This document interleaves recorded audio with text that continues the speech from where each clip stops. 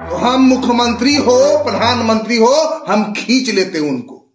Sir, Bageshwar बाबा की ओर से लंबे समय से हिंदू राष्ट्र की मांग की जा रही है, इस पर क्या कहेंगे सर? देखिए, बागेश्वर बाबा की ओर से मांग की जा रही है, बिल्कुल अनुचित बात है ये।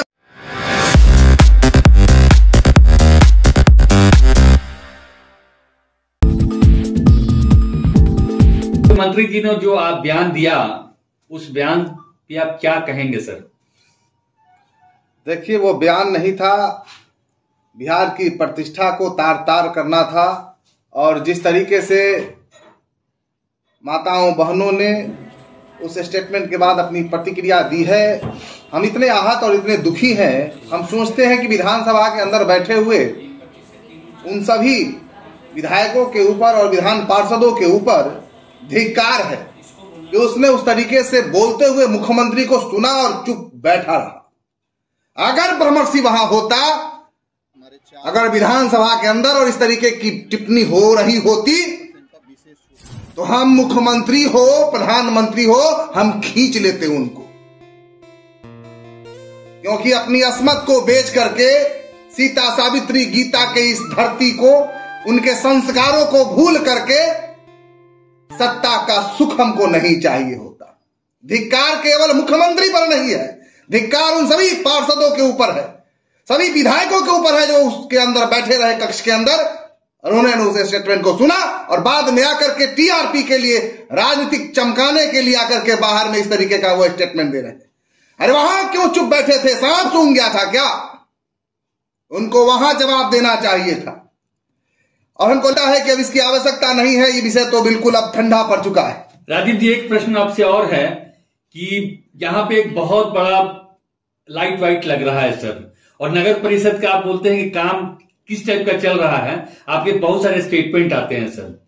क्या लगता है नगर परिषद कुछ कार्य कर रही है? अब दिख रही है धरातल पे? नगर परिषद कार्य कर रही है, नहीं कर रही है, आने वाला वक्त और जनता तय करेगी।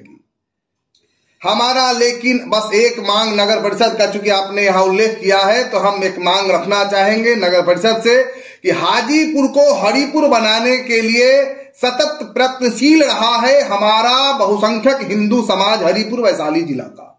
यहां भगवान श्री नारायण आए हैं और हम उम्मीद करते हैं कि भारतीय जनता पार्टी के द्वारा समर्थित नगर परिषद के अध्यक्ष जो संगीता जी हैं, इस नगर परिषद से उस बिल को पास करेंगी जहां पर इस हाजीपुर को हरिपुर बनाने के लिए विषय सामने आएगा। इस प्रस्ताव को वो पास करेंगी, हम उम्मीद करते हैं। अलीगढ़ का नाम चेंज हुआ है सर, अभी याद होगा सर आपको सर? बिल्कुल, हमको लगता है कि एक प्रयास भारतीय जनता पार्टी के समर्थित इस सभापति के द्वारा किया जाना चाहिए और हाजीपुर को हरिपुर करने के लिए एक शुरुआत करने की आवश्यकता है।